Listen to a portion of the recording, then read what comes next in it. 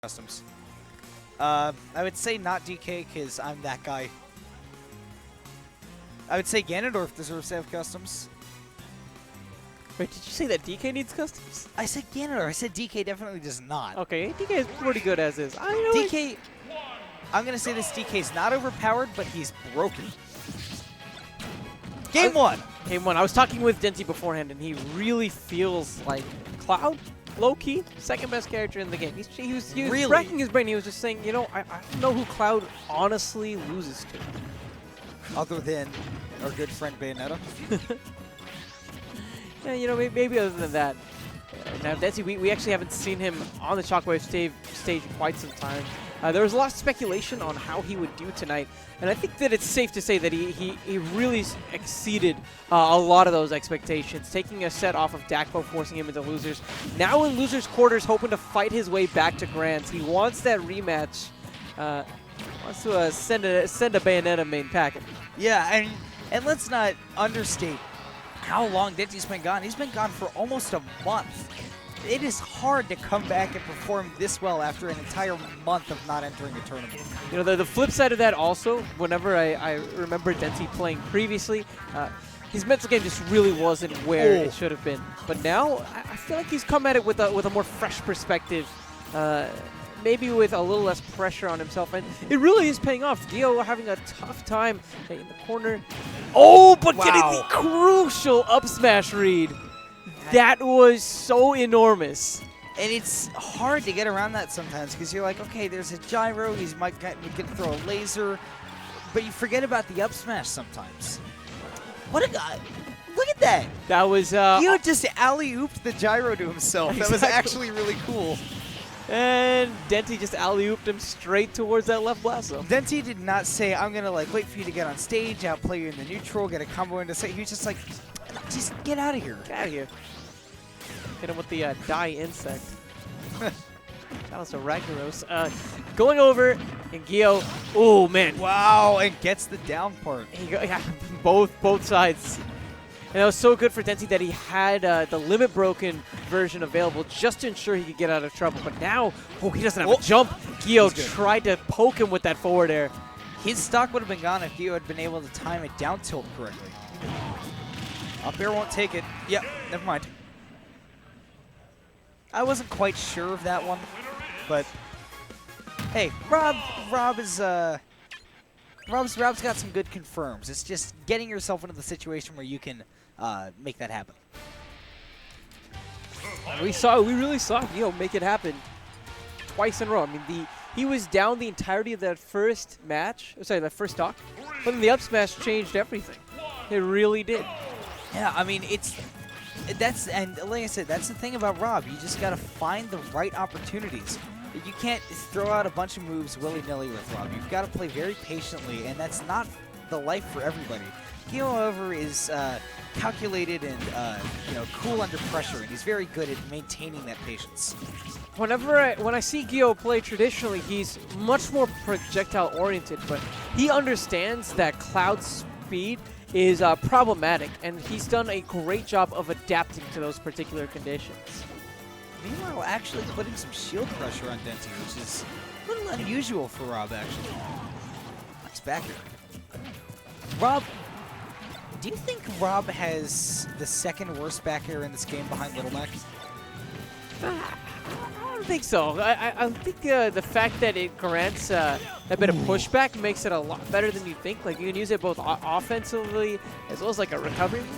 So I don't know about like worst back airs. But there really aren't any bad back airs in this game at all. I can't think of one. We'll find one. Other than Little Mac. But all of his aerials suck, so that doesn't matter. We'll try finding one. Right now, Denti trying to find that option. He needs to put Gio at a one-stock scenario as well. He doesn't get the stock, but look at how much limit he was able to charge up.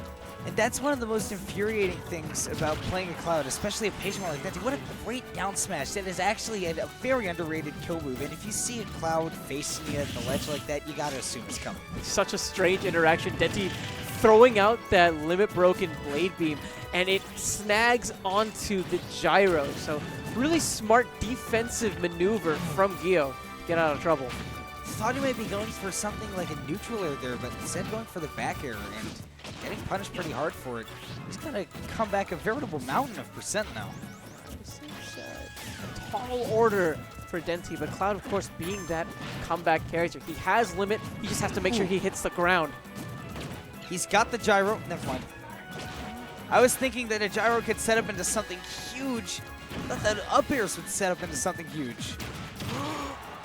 I thought he might punish that with a cross slash? Yeah, with maybe a down throw to cross slash. That's it! That platform. Elkapon, that platform. He served that win up literally on a platter. So Gio landed on the platform and Denti said, I am 100% positive that you are going to buffer a roll left. And he did. That was crazy. I could watch that all day, man. That was such a... It's great when you get that feeling that you're like, I knew what you were going to do, and I got the punish for it that I wanted. Meanwhile, this is going to be Game 3, and Gio got the stage that he wanted. I think Lilat is easily, at least on the offstage spectrum, the worst stage that Cloud can have.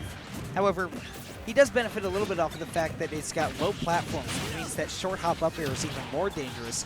And on top of that, he was going to have a little bit more of a problem using those projectiles correctly due to the tilt of the stage. And those are all really important factors. I want to see, though, how these platforms affect Gio from an offensive standpoint. Because it's very possible for him to also shark underneath those platforms, get those up airs, get that extra damage. Not to mention, one of the tombstone in conjunction with one of those platforms might let him KO with some earlier percents. Right now, percent game, all in favor of Denti. Look at how little Denti cares. He said, you're just going to run up to me and try to get the gyro back, so I'll just throw it at you. Have it back. Who cares? That was almost like an option select what Denti did earlier with the gyro, because he threw it down and he pushed A, and if Gio had actually picked it up, then it would have done a neutral air. And if he didn't go for it, then he would have just gotten the gyro back. Wow. Super, super slick stuff from Denti. Meanwhile, cross slash should take the stock as we see often with Cloud. Oh, I thought that gyro was going to be a lot more dangerous than it ended up being, but I think Lilat had a little bit to do with that. And also look at that. He's got enough time to throw out those blade beams to cancel out the gyros. Plenty of time to work with. Gio, though, on the clock right now. Struggling to find some answers. Denti has put on so much damage. My goodness. He's going for those up smash reads, and Denti has understood that they aren't going to work on him anymore. Denti is in the zone right now. Nothing Gio is doing is penetrating the wall of Cloud. Okay.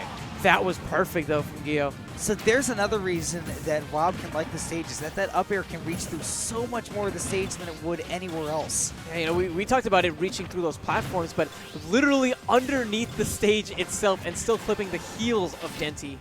Oh my goodness. Finally getting the up smash. Great punish on that spot dodge. And now Gio bringing it back down to one stock apiece in the triple digits. Yeah, he's going to have to get one of those big Rob combos to get it back.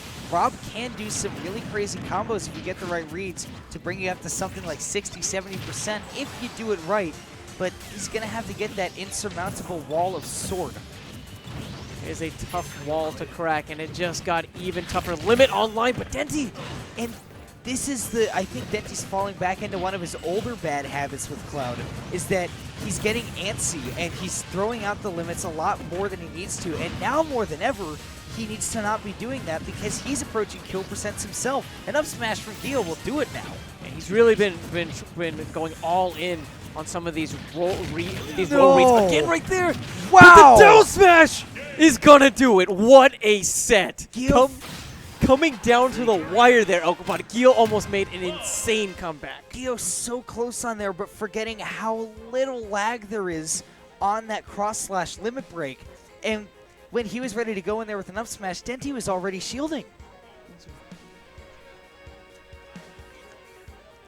So great game from both of those two. That was intense the whole way through. Yeah, my heart's racing. I like it. I'm not paid to shout out the water company, else I would say I got the blank hookup.